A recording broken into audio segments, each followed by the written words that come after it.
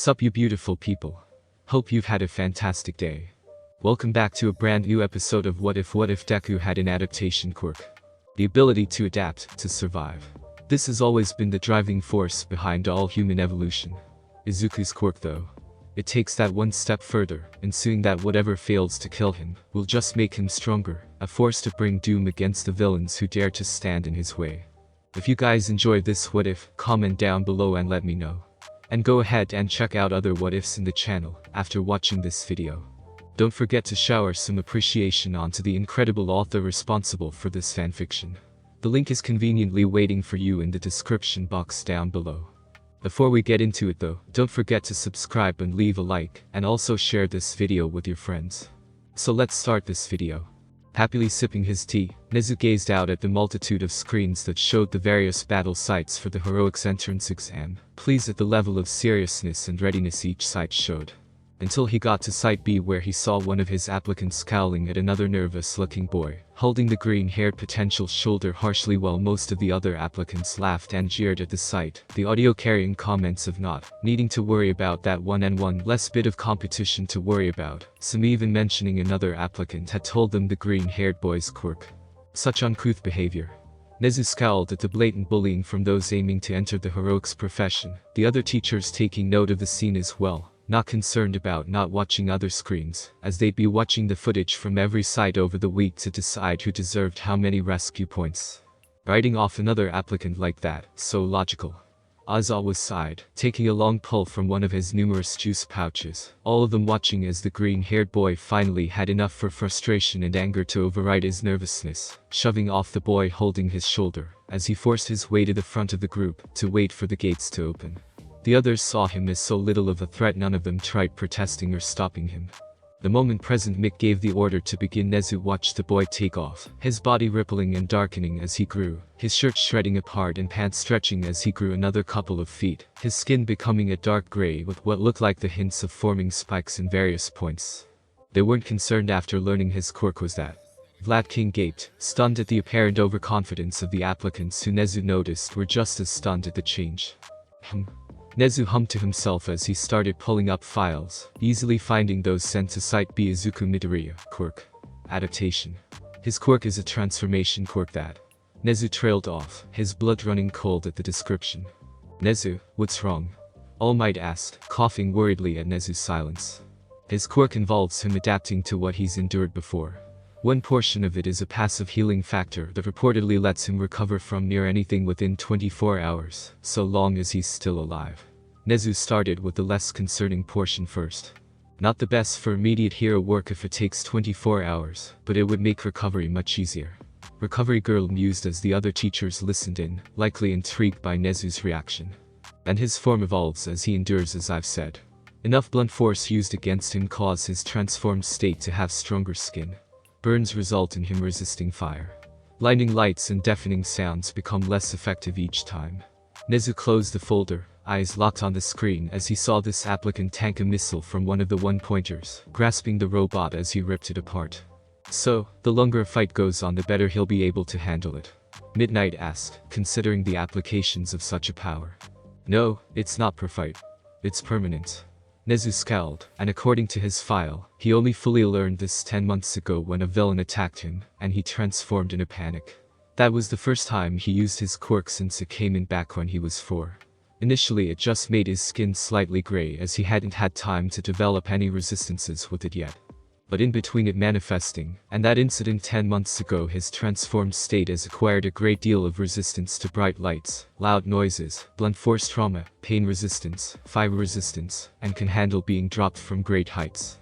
Everyone in the room knew how many people could be about quirks, especially if they were seen as weak, so that many resistances would imply the kid was either reckless and went out of his way to develop them, something they knew wasn't the case, given he reportedly didn't know about that fact until recently, or he was bullied by others using their quirks on him. Fuck, if he went villain. Power loaders shuddered as they saw Izuku get between an attack from some three-pointers and other applicants, tossing those applicants up and over towards the robots to deal with them, while he covered an injured student. Nezu couldn't hide the sheer relief that the child wasn't jaded enough for that. Yet. Didn't that crowd say another applicant told them about his quirk? Ectoplasm leaned forward, pulling up the records as well. The only other student from Midoriya's school is one Katsuki Bakugo inside A. A nod at the screen showed an aggressive-looking teenager blowing up robots with a manic grin. They aren't going in the same class should they both pass. Nezu stated firmly, eyes showing he'd broke no argument, not that his staff would. This was a serious matter that they'd have to look into, whether the boys passed or not. Both of them had dangerous quirks that would make for terrifying villains, and if even half of what he feared was true, then both needed to be carefully guided to avoid such a fate. Snarling, Izuku tore apart another one-pointer, not caring about the feeling of metal digging into his palms, the lacerations that slowly let out blood from his cut palms. They'd be fine in a few hours anyway, so it wasn't like it really mattered. His old friend Koch-chan's explosions hurt more anyway. Feeling an explosion hit his back, Izuku grit his teeth and turned to the source. Throwing the scrap remnants of the one-pointer in his hands at the three-pointer that had attacked him from behind. His body ached everywhere, but he ignored that, looking for more robots to smash. He had to get into UA, had to prove everyone wrong. Before he could find another robot though, he felt the ground around him shaking, loose stones from damaged buildings falling to the ground as everyone began to freak out, looking around in a blind panic before seeing the rising metal monstrosity. That's the zero-pointer.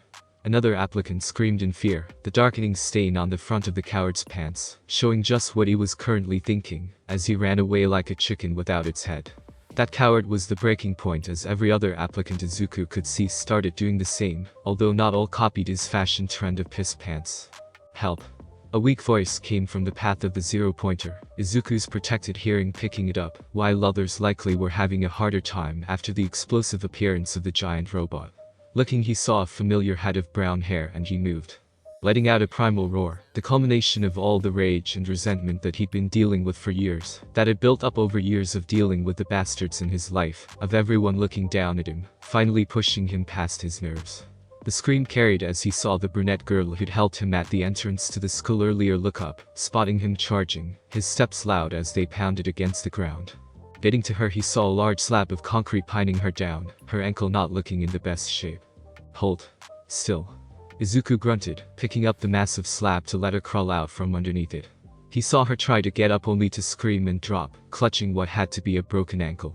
Tossing aside the rubble, Izuku picked her up and started running, the one-pointer focusing on them as he ran with her, the other applicants all either just watching or still running to save their own hides. Hearing the bot coming closer and seeing some of the applicants just watching close by, Izuku grunted as he threw the brunette girl towards them, the idiots panicking and working to stay up as they caught her.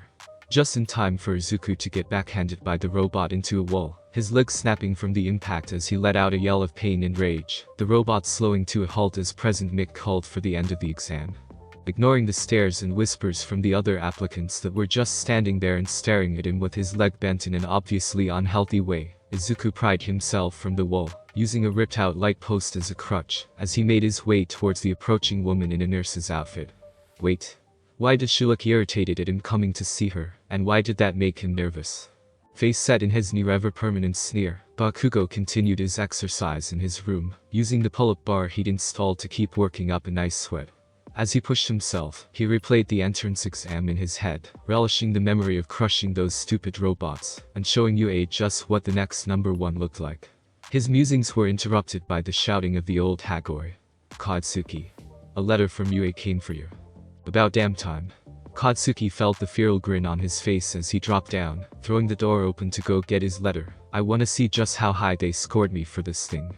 Language, you little brat. His mother scolded, slapping him upside the head as he snatched his letter from her, the old man sighing in exasperation as he watched Katsuki and his mom argue. I'll talk however the hell I want, he shouted back even as he ripped open the envelope to reveal. A tiny disc, what the fuck? I thought it was supposed to be a letter. It's a recording disc. His father spoke up, taking it from Katsuki's hand to activate, a small screen appearing with a countdown, as Katsuki waited for whoever was gonna be on the damn thing. Hello there, young Bakugo. The moment the countdown ended, the screen was filled with the cheerful face of All Might. I'm guessing you're pretty confused right now. You bet your damn ass I am. He yelled at the recording, ignoring his father's remark that the recording can't hear him, and his mother once again scolded him for cussing. Well, that's a surprise I've been keeping for you and all your new classmates. As of this year, I am the newest faculty member at UA Academy. All Might declared proudly, sending a thumbs up at the screen. Fuck yeah. Katsuki yelled happily, his hands crackling with tiny explosions he couldn't contain in his excitement. Now, onto your scores. You did remarkably well in the written test, scoring at 94%, putting you in the top 5 of written exams for those taking the entrance test. All Might announced as Katsuki smirked in smug satisfaction, managing to put aside any annoyance at his score not being perfect, at not being the highest. The practical was all that really mattered anyway. As for the combat test, there were 2 factors for the scoring.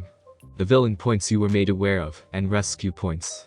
This is a hero school after all, and how could we call ourselves such if we don't reward students who act like heroes?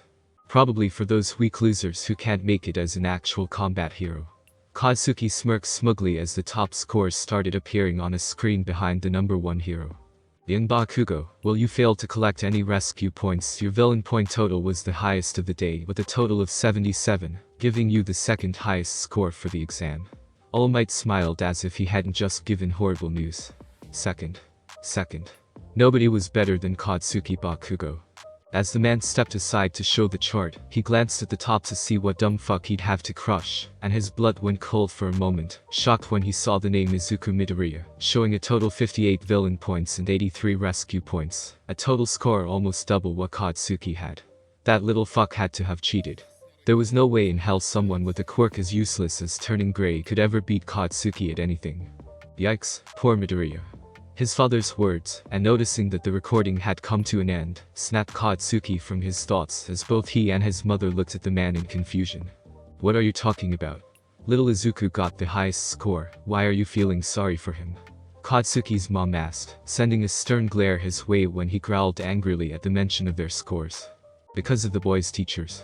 His dad pointed out with a shake of his head, the class lists having apparently been shown, while he focused on figuring out how Deku cheated. Katsuki actually has a really good teacher for himself in Sekijiro, Kansas, or the Blood Hero.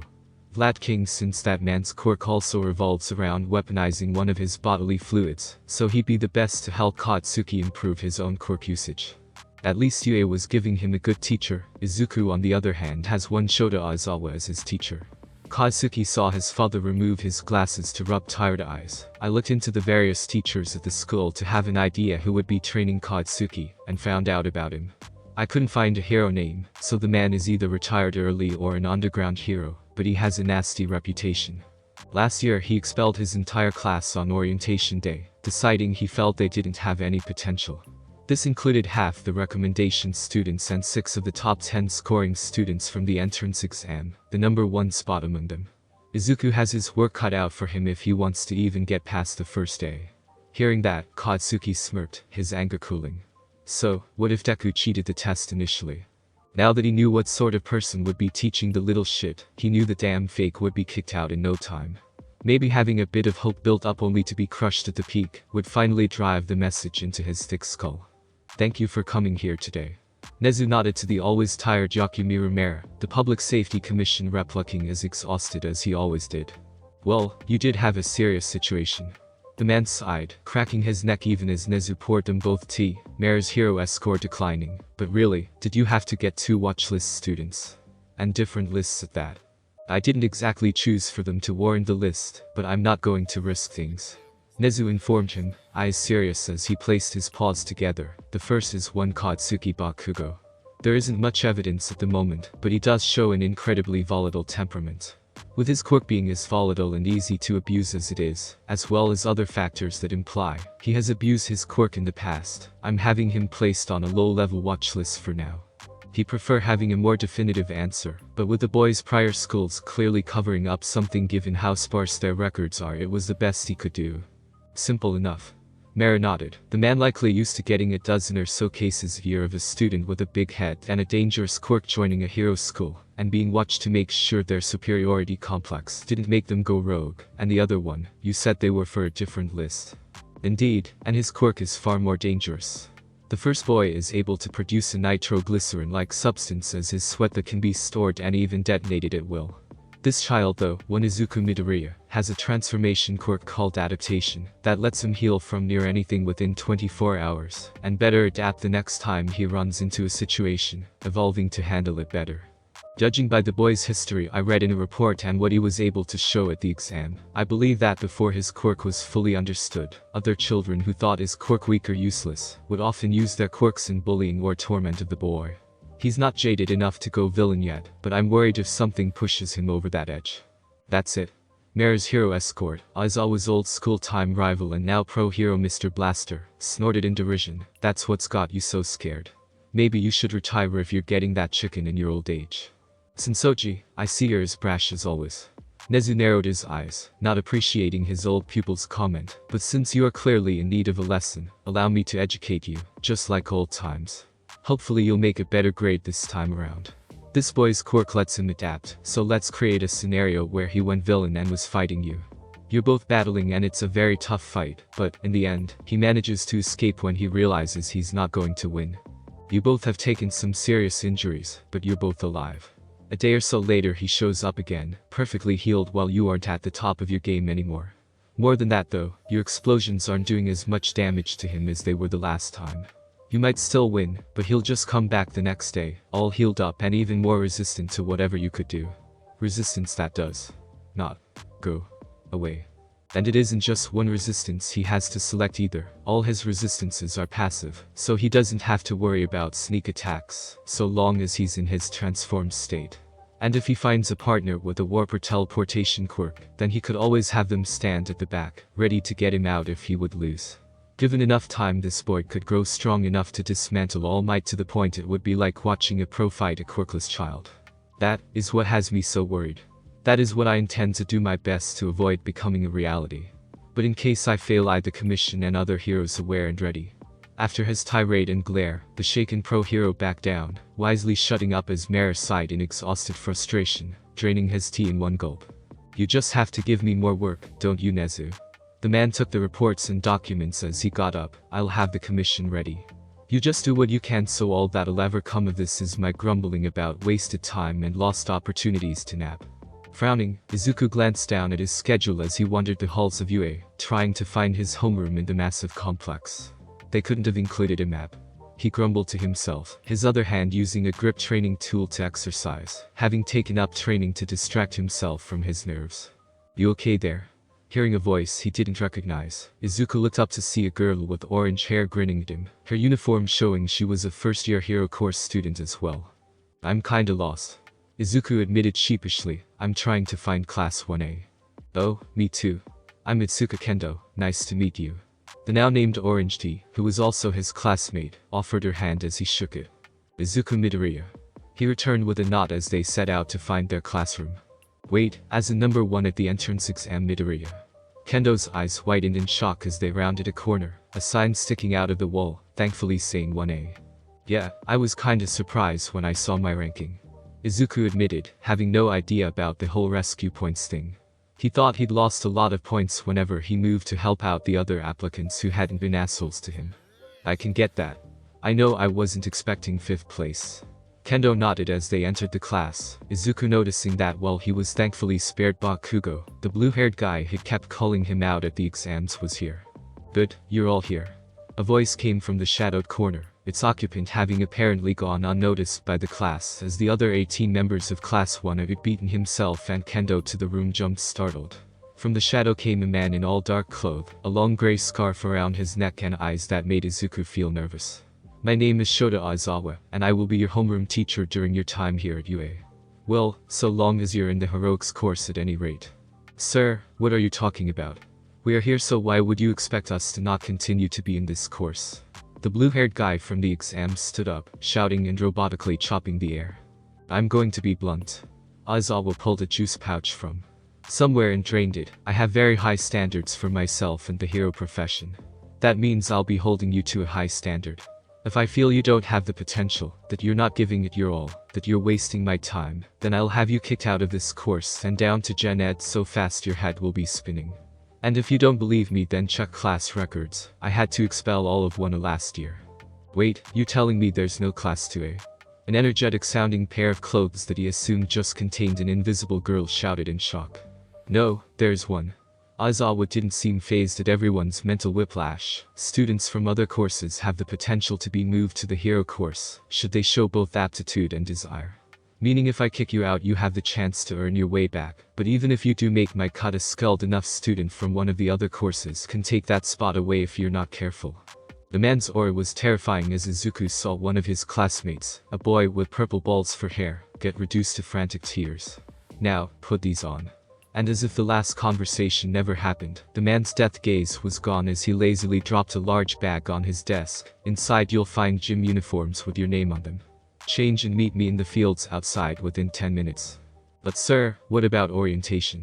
The brunette girl he remembered saving from the zero-pointer looked shocked. Orientation is a waste of time, now move it. You only have 9 minutes and 12 seconds left. Lazily drinking another juice pouch, Shota waited for his students to get down here. He typically preferred to do his usual expulsion threat. It was only a scare if they impressed him, but Nezu had him explain things to the students first. Probably because of that watchlist kid Midoriya, something he didn't really blame Nezu on. That kid needed training, and if Nezu's guess about his history of being abused was true, combined with the kid's hero obsession his file indicated, then he'd likely go vigilante if expelled, which had more than once turned a good person into a villain. Whether it be from what they saw or how society treated them for their actions. Hearing the doors open, he noticed them coming down as a group. Some looked nervous, some looked confident, and others just plain apathetic. Good, you all made it in time. Aizawa clicked his pen and readied his result recording gadget. During your entrance exams, you all got a small taste of using your quirks in a practical setting. The Ministry of Education insists that outside of schools for heroes like you, that quirks not play a part in your daily lives. This is irrational and a hindrance. Midoriya, step forward. His gaze focused on the small greenie, the kid looking extremely nervous and not at all like the raging combatant he watched get first place in the exams. There are several standard fitness tests you would have done in middle school, ones where your quirks were forbidden. Pulling a softball out he tossed it to the kid. Midoriya, you scored first in the practical. How far could you throw a softball back in middle school? 20 meters, sir. The kid looked away, clearly uncomfortable at his score.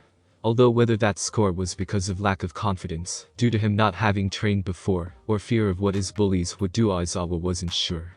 Well, do it again but with your quirk. Aizawa pointed to the circle. You can do whatever you want so long as you don't leave that ring. Is this wimp really the guy who got first place? Mineta muttered to his classmates, particularly the female ones. Great, he just had to get the horny student. Every year had at least one applicant who thought being a hero was the fast and easy track to getting laid. What a loser. I bet I'll beat his scores. He saw Mineta eyeing the girls as he spoke, hoping they'd be impressed. Midoriya on the other hand showed his nervous expression turn into a scowl. Perhaps something had happened before they got to the field, for that kind of a reaction to happen so easily. Understood, sensei. Midoriya growled, his body growing and skin darkening as he transformed into his new state. Thankfully UA had tracksuits for students with size-altering quirks, so he wasn't suddenly naked. The students who hadn't seen his quirk in action were all stunned and muttering up a storm, particularly a now terrified Mineta. With a yell, Midoriya reared back and threw the softball as hard as he could. 462 meters. Aizawa read off the device that recorded the throw, showing it to the students. This is the difference between using your quirks and not, the level I intend to train you as heroes. As I mentioned before, if I feel you aren't giving your all, if I feel you don't have the potential, then you're gone. And, as a nice little incentive, I'll add this. The person who comes in last place will spend the next week cleaning the classroom by themselves after school. But that's not fair. Mineta cried out, the diminutive boy likely already afraid he'd take last place. Life's not fair. Aizawa glared at the now pale students, his eyes glowing and scarf billowing ominously. Earthquakes, storms, war, villain attacks. These things all take lives, they kill innocent people, and they aren't fair. Your job as heroes is to do all you can to balance out the unfairness in the world, to help as many people as you can. If that's too much for you, then just quit now and stop wasting my time. Midoriya, back in line. Kirishima, you're up next. One by one the students did their tests, doing everything they could to avoid coming in last. Eventually though, the scores were tallied. Mineta, you placed last, so for the next week you're doing all the cleaning in the classroom by yourself. Yerozu, you placed first, so you don't have to do any cleaning for the week after Mineta's punishment ends. The students all nodded. Now, go change and collect the syllabuses that were left for you in your desks. You can spend the rest of the day exploring campus and learning the layout. If you have any questions, I'll be in my office until 4. First though, Mineta, Midoriya, stay behind. Did you need something, sensei? Midoriya approached him first, the boy not as angry as he was earlier, but thankfully not a stuttering mess. Mineta however was blubbering like a child. Yes. Firstly Mineta, I want to make it clear that if you don't shape up you won't last long in my class. If you're just here in the hopes of getting a girl to spread her legs, then you should quit now and find a new career path. The purple-haired boy blubbered, but Aizawa didn't care as he sent the boy away, Midoriya waiting patiently. And me, sir? Midoriya probed, his eyes showing his nerves were starting to manifest again.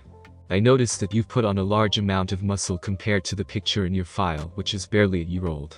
I wanted to know how you changed so drastically. Aizawa didn't want to think his student would use steroids, but wanted to be sure. A few months ago, I got attacked by a sludge villain. Midoriya shuddered at the memory. I used my quirk for the first time in years, which is how I learned it was more than just turning gray. That much he knew from the kid's file, but he didn't interrupt. The hero who captured the villain took me to a quirk doctor to figure out what happened, and they had a specialist with an analysis quirk study mine to figure out what it actually did. When they found out the full details, the hero who saved me pointed out how my passive healing factor would be amazing for training, as I could exercise hard and need next to no recovery periods. I spent the next several months cleaning Takoba Municipal Beach Park, hauling the garbage to an actual dump to work various muscles. Good. Well, with UA we have actual training facilities. Go get your syllabus, which will have your full student ID and list what gym you can use. Aizawa sent the boy off, silently thankful that Nezu had thought ahead, and made sure Midoriya and Bakugo didn't have access to the same facilities. Watching the kid leave, he made his way to the staff room. Hopefully he'd get a chance to speak with Kansas about how the Bakugo kid was acting. Groaning, Aizawa sunk into one of the chairs in the teacher's lounge, a steaming cup of coffee in hand, as he took in a deep breath to enjoy its scent. Well, you certainly look tired. Midnight smirked at him as she and Mick walked over. Kansas already collapsed at their table. He's always tired. Mick snickered as the four of them sat together. Anyway, how were your homeroom brats? Energetic. Aizawa pinched the bridge of his nose. Plus I took a chance to check everyone's records, and I'm already dreading the headache that will be the next few years. What do you mean? Mick, who as far as Aizawa knew had never bothered checking a student's record, tilted his head in confusion. We have a lot of watchlist kids this year. Even if they aren't problems themselves, the PR lessons that they'll need will be a nightmare. Aizawa grimaced as he took a deep swig of his coffee. What, is it more than the two Nezu focused on in the entrance exam? Midnight frowned, leaning forward as she dropped some of her playfulness to take the matter seriously. There are 14 watchlist students scattered throughout the various first-year courses. Aizawa looked at them as his colleagues' eyes bugged out, primarily in the two hero classes, but general education and support have one each as well. Alright, fill us in. Mick groaned, grumpily nibbling on a scone. We should probably know now. We know about the Midoriya and Bakugo boys, so who's next? Both of my recommendation students are being watched. Aizawa pulled out their files, having them ready so he and his coworkers could plan how to handle the various situations and extra lessons that would likely be necessary. First we have Momoye Erosu. Her quirk lets her create anything she understands the atomic makeup of by transforming her lipids. It's not a one-to-one sacrifice either, since I saw her create an entire cannon, a functioning electric scooter, and even more during the assessment test, and still be able to move around. She's lower priority given that while she could destabilize the world economy, her family were already rich before she was born. There's concern about her using that to restore her family fortune should they lose it, being kidnapped by those who would abuse her quirk, and the threat of her being able to simply make an atomic bomb after eating at a buffet, should she ever go villain. Thanks, that's a thought I needed. Midnight grimaced. Thankfully, it seems her family already raised her to be aware of this, so she seems fully understanding of the consequences, and will likely need the least help for PR lessons. Aizawa gave some of the only good news he had with his list. Next one is a different issue that I'll be bringing up with Hound Dog when I get the chance. Shoto Todoroki, son of Endeavor. Besides the scarring on his face from when his mother apparently had a psychotic break, there are concerns among many about the Todoroki family home life that nobody has been able to prove or disprove. Hence, the government is concerned and is watching Todoroki, although I have a feeling the Hero Commission is more worried about saving face if the number 2 was found of a crime than anything else. So therapy for the candy cane kid, got it. Mick was writing notes down, thankfully showing he could be serious when necessary. Toru Higakure, her quirk is a mutant-type invisibility. There was concern growing up if she would use her quirk to steal or spy, so she was put on the watch list. Hers was thankfully simple and would hopefully not need much extra work. Next is Fumikage Tokoyami. He himself isn't an issue, however his quirk is not only fully sentient with its own thoughts and wants, but when surrounded by darkness, said quirk grows stronger and more violent. It was a concern if he ever lost control of Dark Shadow, so he was placed on watch. The last one in my class is the one I expect to be expelled in all honesty. Shota, you know you shouldn't go into teaching your classes expecting to expel the little listeners. Mick scolded him exasperated. Minoru Mineta Aizawa wasn't fazed by the scolding quirk pop-off. His hair is made of sticky balls that he can remove at will and place on surfaces where they will stick to whatever touches them for a few hours. He himself bounces off of these. I fail to see how that warrants a watchlist spot. Kansas lifted his head from the table, still looking exhausted. He's also been written up at his old schools for inappropriate comments more than once, showed a disturbingly open amount of pride in his perversion, and according to some of his classmates who slipped me a report to not make a scene, was trying to find or see about making a peephole into the girls' changing room. His quirk is one a peeping Tom could easily abuse, and it looks like he's one of those students only trying to become a hero, so girls would have sex with him. Ugh. Midnight gave a disgusted scowl. I enjoy a good roll in the hay, but at least I take my job seriously. I hate students that think this is just an easy way to hook up. The rest of the hero ones are in Khan's class. Aizawa glanced over at the Blood King. I'm sure you can guess which ones. Bakugo, Monoma, Komori, Shishida, Kurwaro, and Kamakiri, right? Kansas nodded. I checked into my class at least. We already know about Bakugo, but Monoma has shown to be somewhat unstable at times when his inferiority and superiority complexes act up, making some concern for his mental state. Komori can make mushrooms grow from her body, including hallucinogenic ones, so the government was concerned on that front. Shishida becomes more feral and bestial and minced when he transforms, although given he's already shown an impressive amount of self-control, I'd say just some extra lessons with Hound Dog should do the trick. Kurwaro can enter and control darker black things, but his old schools placed him on watch given his deceitful attitude when paired with such a quirk. Finally, Kamakiri is aggressive, similar to Bakugo, but not to the same extreme, and can make large, sharp, and durable blades grow from his body. All correct. Aizawa nodded as he could see Mick and Midnight also forming a headache, as they could see how much work would be coming their way. The final two are easy either, I'm afraid. 1. Hitachi Shinso is in general education, but made it clear he wants to be in the hero course. He has a quirk called brainwashing, where if he asks someone a question and they answer him, he can make them do whatever he wants, so long as it doesn't take too much brain power on their part. His old schools put him on the watch list, and even rubbed it in his face that he was on a villain watch list. His Gen Ed homeroom teacher and I have already sent Nezu a report so he can deal with that school. Which meant that the little rat wouldn't be bugging him for a bit either. And the last one you said was support, right? Mick looked up after finishing writing the information for the Shinso kid. Right, Wenmei Hatsume. She's a smart inventor, but not only has zero regard for safety regulations, to the point that there are dozens upon dozens of police reports for her setting off explosions in her makeshift lab back home, but she also shows zero regard for the opinions or feelings of others, or even what she is or isn't allowed to do. There are concerns of her researching or making illegal items because she was bored or curious. Power Loader told me she's already trying to make plans to hijack the sports festival, to turn it into one big advertisement for her inventions. She does know that the sports festival is mainly for showing off the hero course students to potential mentors and the public, right? Midnight raised an eyebrow, that we let the support students have some gear to show off, but their main thing is the cultural festival later in the year. She knows and she doesn't care. Aizawa grunted as he finished his coffee, already wanting another one. One of those, lovely. Kansas grunted as he brought the whole pot over. Drink up everybody, we've got a lot of planning to do. Thank you for coming everyone.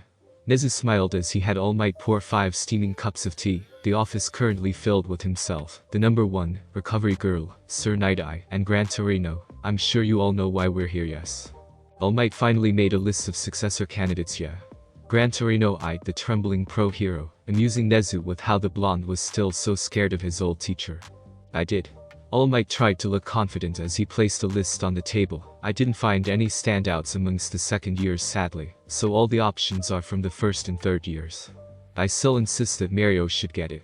Sir Night-Eye frowned as he picked up a copy of the list. He's perfect to inherit your legacy.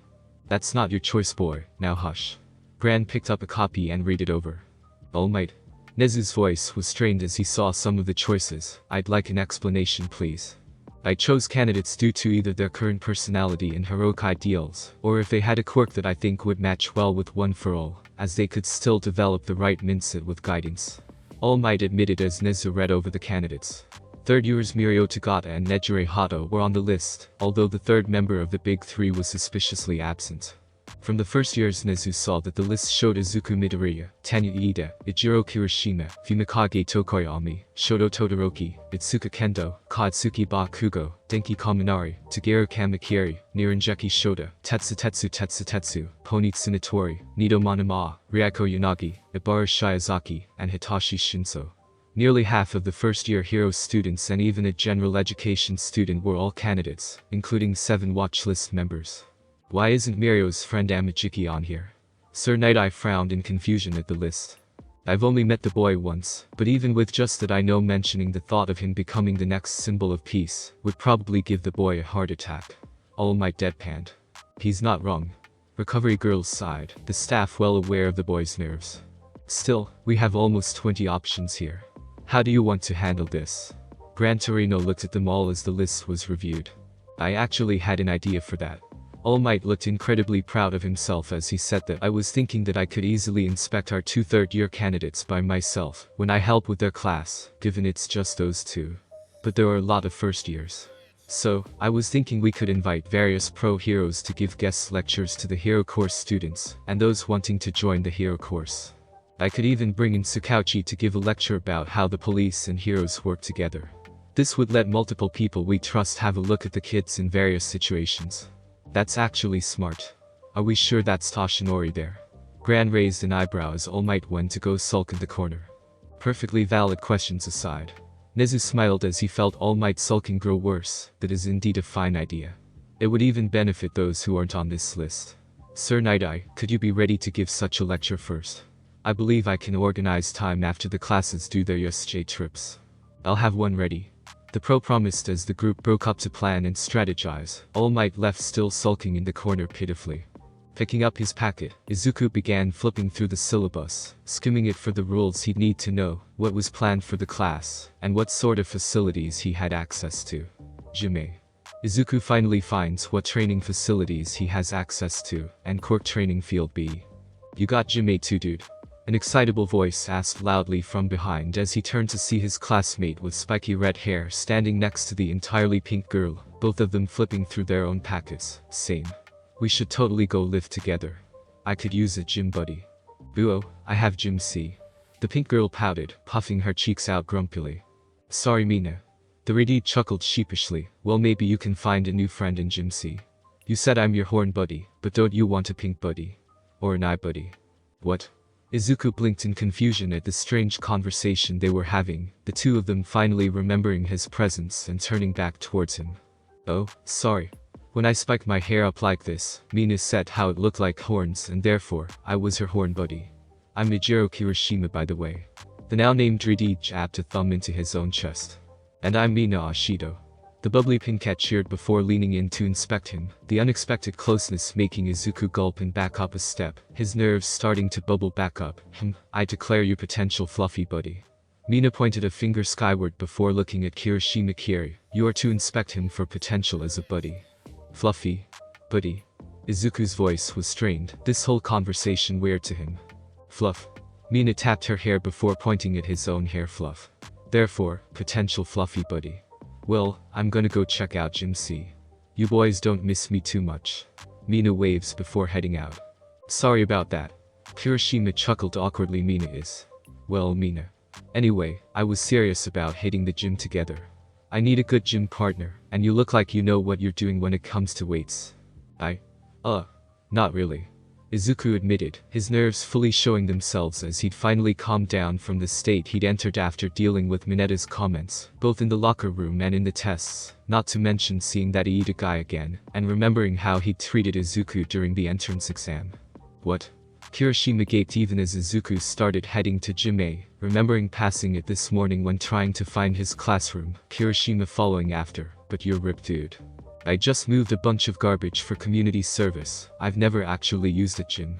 Izuku looked away awkwardly. Then I'll just have to show you what to do.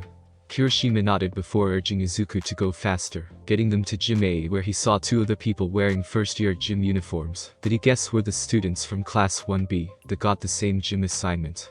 The first was a guy with pointed teeth, not unlike Kirishima, and steely gray hair. The other was a cute girl with pale gray hair and a soft expression. That was all Izuku was able to observe before Kirishima spotted a bench press and drug him over to it. "Alright Midori bro, do you know how much weight you can lift in either form?" Not really. Izuku never exactly had the chance to see how much weight he was lifting. "Then let's start with your base form and go from there." Kirishima nodded and then, when Izuku didn't lay down, started tapping his foot with arms crossed. "Anytime now Midoriya." Wincing, Midoriya lay down, noting that the bench was wide enough to possibly even let him fit when transformed. "Good, now I want you to move the bar, like this." Kirishima demonstrated the proper form, and I'll add weight after each motion till we find where it starts to strain you, alright? "Oh? Okay." Izuku didn't have it in him to say no to Kirishima's exuberance, as the Redeed grinned and hardened his arms from the elbow down, "and moving the weights will at least get me warmed up." "What the heck?" Hearing the voice from the other guy in the room, Izuku and Kirishima looked over to see the 1B gym-goers staring at them. Or more specifically, the girl was staring at Izuku, causing no end of blushing, while the guy was gaping at Kirishima. "What's the problem?" Kirishima asked, confused as the other pointy-toothed teenager stormed over. "Hardening is my thing." The 1B member's skin suddenly turned into shining metal as he glared at the rock-like Kirishima. "No, it's my thing." Kirishima butted heads with his counterpart as the two began to argue and bicker, Izuku's training forgotten. As they argued, the cute girl with the gray hair floated over, head tilted as she studied their arguing classmates. "It would seem that along with your quirk similarities, a coincidence most shocking, that there is another matter one should give adequate due attention towards. One that would hopefully bring positive bonding joy, rather than the vulgar arguments that are currently occupying yourselves in both action and thought. To characters most beloved to whom you both seem to resemble in capability if not demeanor or visual accuracy." The girl spoke, her tone soft and almost flat, as she stared at the now confused hardening duo. Kirishima began. "What?" His counterpart finished the confused question.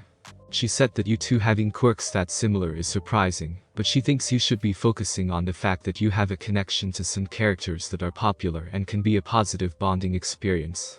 Izuku summed up easily as the 1B duo looked at him in surprise, the cute girl giving him a small ghost of a smile as he flushed.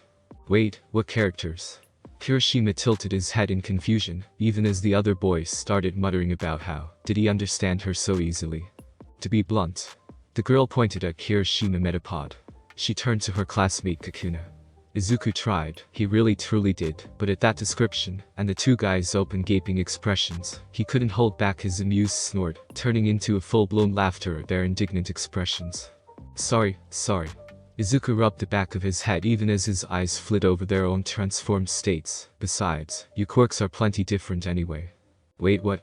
Kirishima looked at his hardened arms. "In what way? And how can you even tell?" Izuku sat up straighter, excitement at getting the chance to talk about quirks bubbling up within him. "Well, during our quirk assessment test, I noticed how you only ever hardened what parts you needed to, and always seemed more tired afterwards than just what the exercise should have caused. Since you demonstrated when you tripped and wanted to avoid getting hurt that you can harden your entire body, I was able to figure out that your transformations take stamina. Plus, since I saw you harden different parts to different levels both then and now, I can tell you can adjust the level of hardness your quirk provides. You on the other hand," Izuku looked at the 1B guy whose name he still didn't know, "transformed your entire body at once, and don't seem bothered by doing so. I figure that means you've either trained it to the point that a stamina drain doesn't matter, which I doubt you'd have had time to if you're just now entering first year, or yours has a different energy cost." Yeah. The confused 1B boy dropped his quirk. "The iron in my diet supplies the energy for my quirk, which boosts my body's natural strength and durability. Then all you'd have to do is adjust your diet for more iron and carry iron supplement pills. Maybe having the school medical staff or the support course make special ones that rapidly take effect, and you'd be able to keep that up for ages." Izuku whipped his notebook out of his bag and started jotting down notes and theories. "Plus, if it boosts your strength, then exercising like this would greatly increase the benefits. Not to mention training with that form to increase speed while weighed down by a heavier body would also help." Holy fuck. The metal quirk user gaped at his own hands before Izuku turned back to Kirishima. For yours it would make more sense to focus on your stamina and how hard you can make your quirk. Constantly taking the barrier you're hit and just, well, push past it, force it to go harder, and then when you hit a new threshold get used to using it. Midori bro. You are one scary smart dude. Kirishima and his kinda twin both gaped at him as Izuku flushed and looked away, quickly stuffing his notebook back in his bag. Sorry, I know my muttering and quirk nerding tends to freak people out. He winced, hoping he didn't fuck up his one chance to enter a new school and new school year, without the stigma that Bakugo and his old classmates had given him. What are you talking about, dude? That was awesome. Kirishima protested, bringing the notebook back out to put in Izuku's hands. You broke it down just like that. The Redeed snapped his fingers with a wide grin. I never really took the time to think about it that hard myself. And I never thought about the iron pills. The other hardening quirk user nodded. Name's Tetsu by the way. And my name, if introductions are to be commenced between our classes, is Ryako Yanagi. It is a true pleasure to meet you. I too find your ability to break down and dismantle our quirks on an intellectual level to be most fascinating indeed, and would greatly appreciate you doing so for my own power. I am most curious about not only what conclusions you would reach, but in what way you would be able to aid me in improving my own ability and value as a hero. I do find myself wondering most earnestly if this is your quirk, an ability to understand the gifts of others at a glance. If so, it would make you a detective quirk of some renown if that level of in-depth understanding paired over with the rest of your deductive reasoning. The cute girl, Ryako, spoke up, head tilted even as Kirishima and Tetsu looked puzzled by her words, although he didn't get why, they seemed easy to understand for him. That's not my quirk. He winced, remembering how a lot of his classmates had seemed scared when they saw his furious expression paired with his transformed state, not wanting to scare away these two already as well. But what is your quirk? Talking about other people's quirks, that was safe territory.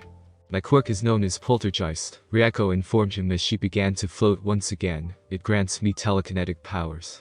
I am granted full telekinetic control over whatever I choose to, with the current weight limit being that of the average human. A telekinetic quirk. Izuku perked up. My mom has one too. And full control. There's so much you can do with that. The areas you'd need to focus on training would be your weight limit, the speed you can move what you control, and the precision. Weight and speed are easy enough, you just work it out like a muscle. Pick up heavier weights, move them faster, and try to beat your best times. For control, he paused to consider it. I suppose getting like a tub of sand, and trying to make small sand sculptures. The sand particles should weigh so little that it wouldn't bother your weight limit, and it would let you get used to trying to control several things at once. Another option is trying to use your quirk to write notes or draw, that way you're only controlling one item at a time, but doing it with a lot of precision. I thank you for your analysis and suggestions. Ryako smiled at him. I had already considered working with heavier objects to further improve the limit that which restricts my ability to use my quirk, but the exercises to further improve my control and speed were concepts not yet considered to me. I must ask though, we have yet to hear your name or quirk. Shit, well there's nothing else for it now. My name is Izuku Midoriya, and my quirk. He rubbed the back of his head as he transformed, his body growing and skin darkening, the nubs that he was sure were developing into spikes, pushing out his clothes somewhat. He saw Kirishima smirking at a gaping Tetsu, while Ryako just seemed fascinated by his more monstrous form. Dude, that's manly as hell. Tetsu started poking one of the growing spikes on Izuku's elbow. So what does it do? As he explained, he noticed Kirishima studying him. Dude, you seemed a lot different this morning when you entered class, when you were doing Aizawa's tests, and now. What gives? Kirishima, apparently incredibly blunt at times, asked him as Tetsu and Ryako looked confused but curious. I don't do well with people. Izuku admitted. Mineta and Iida pissed me off enough that I didn't feel as nervous as I usually would. I know his comment during the ball through was a bit of a dick move, but to piss you off that much.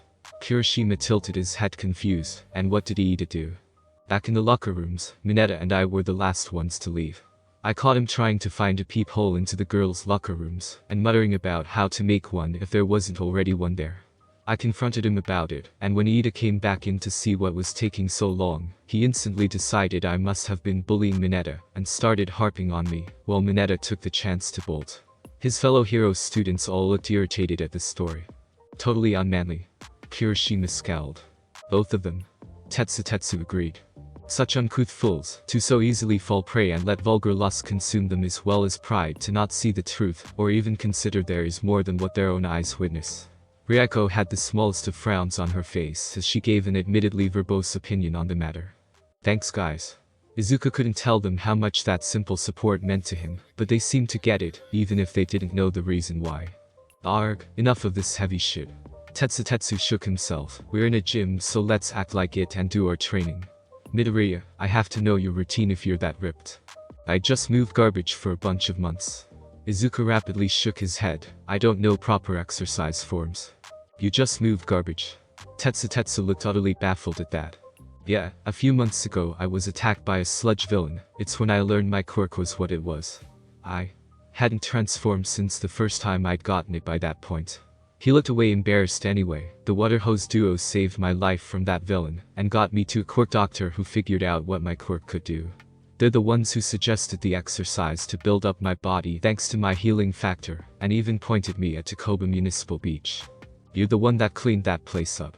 Tetsu grinned, so manly. Thank you so much for joining me on this incredible journey today. I hope you enjoyed exploring the fascinating what-if scenario of Deku. The possibilities were truly mind-blowing. If you found this video entertaining, don't forget to give it a thumbs up, share it with your friends, and subscribe to the channel.